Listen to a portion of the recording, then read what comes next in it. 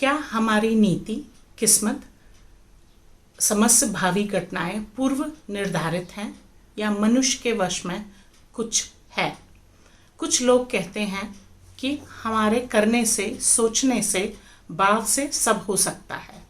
वास्तविकता क्या है? यह सवाल हजारों साल से पूछा जा रहा है। हजारों उत्तर दिए गए, फिर भी आपको तसल्ली नहीं हुई। इसका मतलब कोई भी उत्तर सेटिस्फैक्टरी नहीं है। दो प्रकार के लोग हैं। एक वे भाग्यवादी हैं जो कहते हैं सब कुछ सुनिश्चित है, तुम्हारे हाथ में कुछ भी नहीं। तुम्हारी जन्म कुंडली में, तुम्हारे माथे की लकीरों पे, तुम्हारी हस्तरेखाओं में सब कुछ लिखा हुआ है। तुम्हारी भृगु संहिता में पूरी कहानी लिखी है। एक तरफ ये लोग हैं ज्योतिष के नाम पर, भविष्यवक्ता होने के नाम पर लोगों का शोषण करने वाले। दूसरी तरफ कर्मठ लोग हैं। वे कहते नहीं, कुछ भी पहले से तय नहीं है, हम जो करेंगे वैसा होगा, हम जो सोचेंगे वैसा होगा। मुख्य रूप से देखें तो पूर्वी विचारधारा भाग्यवादी है, नियतिवादी है। पश्चिमी विचारधारा कर्मवादी है।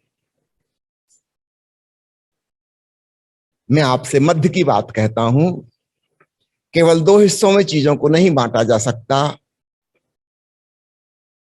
तीन हिस्सों में बांटना होगा, कम से कम, मिनिमम तीन मोटी मोटी कैटेगरी। एक है सुनिश्चित, जो तय है यह होगा। दूसरी बात है अनिश्चित।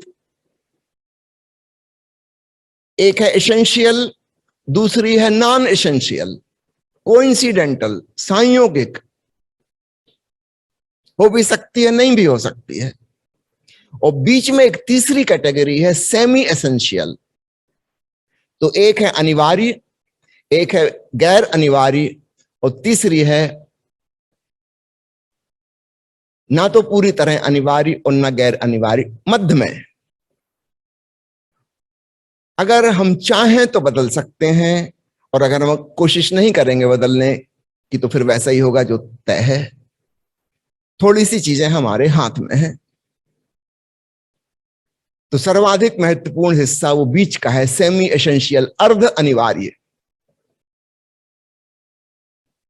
जो अनिवार्य है उसमें तो कुछ किया ही नहीं जा सकता।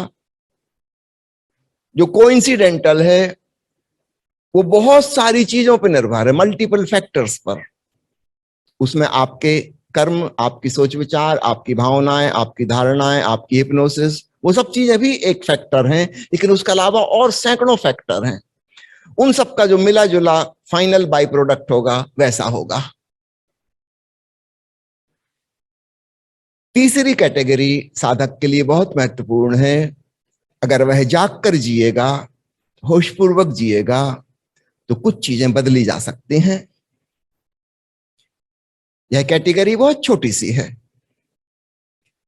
अगर वह बेहोश ढंग से चलेगा तो फिर चीजें बदलेंगी नहीं।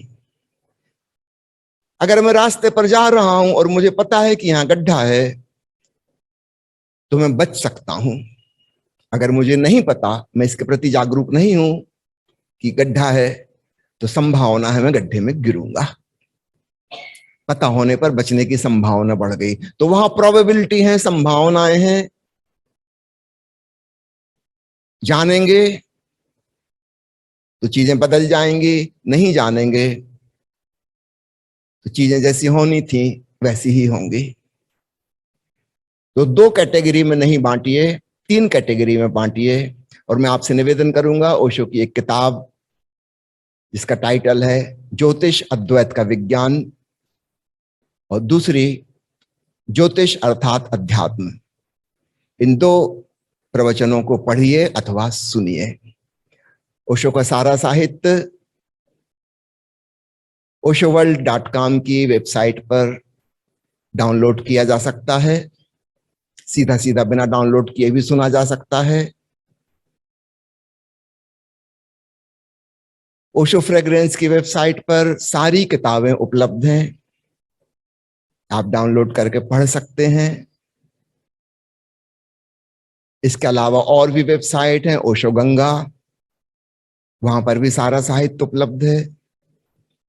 तो मैं आपसे निवेदन करता हूं, ज्योतिष संबंधी ओशो के 2 प्रवचन, जो बाद में मैं कहता आंखन देखी नामक एक मोटी किताब में संकलित हो गए, आप इसको पढ़िए।